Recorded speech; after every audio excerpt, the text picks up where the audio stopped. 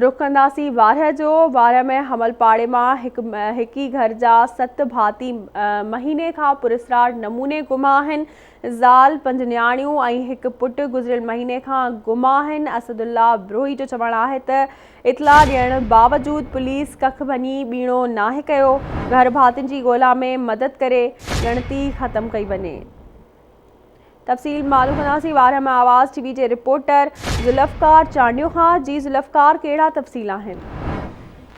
हाँ जी, जीअं त वारह जे हमलपाड़े मां परसरार नमूने हिकु औरत समेत 6 ॿारनि ॿारड़ा जेको आहे सो 1 महीनो अॻु घरां निकिरी हलिया विया आहिनि, जेके गुम थी विया आहिनि। ऐं उन जो जेको ॿारड़नि जो पीउ आहे असदुल्ला ब्रोही, उहो 1 महीने खां मुसलसल दर आहे। उहो हिकु भेरा थाणे ते बि वियो आहे, SP कंबर सां बि मिलियो आहे, पर किथां बि उनजे ॿारड़नि जो ऐं उनजी घरवारी जो दस पतो नथो मिले।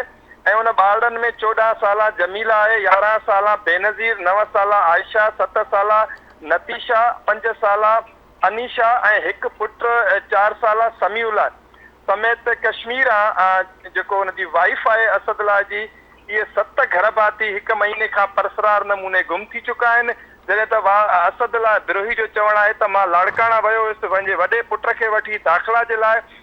उतां जीअं ई घर वापसि आयुसि त मुंहिंजे घर जो दरवाज़ो बि खुलियल हुयो ऐं घर जा जेके मुंहिंजा 7 भाती हुया उहे घर में मौजूदु न हुया।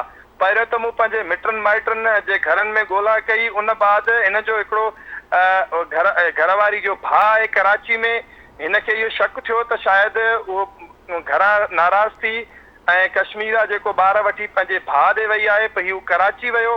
कराची मां बि हिन जांच कई, पर उते बि हिन जे ॿारड़नि जो ऐं घरवारी जो ॾस पतो न मिलियो आहे। उन बाद जॾहिं वारह थाणे ते आयो, हिन NC दाख़िल कराई त पुलिस हिनखे डटा ॾेई वापसि करे छॾियो। ही बाद में SP कंबर वियो त उते बि SP कंबर बि हिनखे अहिड़ी का मोट न ॾिनी। जंहिं बाद ही प्रेस क्लब पहुतो आहे ऐं प्रेस क्लब खां पोइ मीडिया जी टीम अॼु असां हुनजे घर बि वियासीं, जिते हुनजो बिल्कुलु हिकिड़ो सोगवार माहौल आहे। हुन जूं मातम बर्पा आहे हुनजे घर में। हुनजो सिर्फ़ु हिकु पुटु ऐं पीउ हिकु ॿिए खे दिलासा ॾींदा रहनि था। क़ुर शरीफ़ जो विर्द हुनजे घर में हले थो।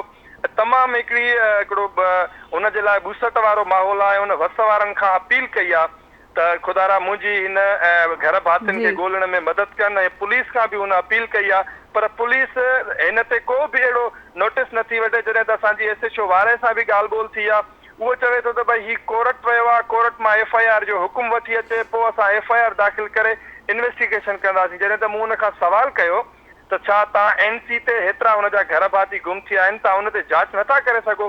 हुन चयो त इहो वॾो संगीन मसइलो आहे ऐं जेसीं ताईं असांखे मथां हुकुम मिलनि, FIR जो हुकुम मिले, पोइ ई असां हिन केस खे अॻिते वधाईंदासीं। जी ठीकु है ज़ुल्फ़कार, वॾी महिरबानी अवां जी अपडेट करण लाइ।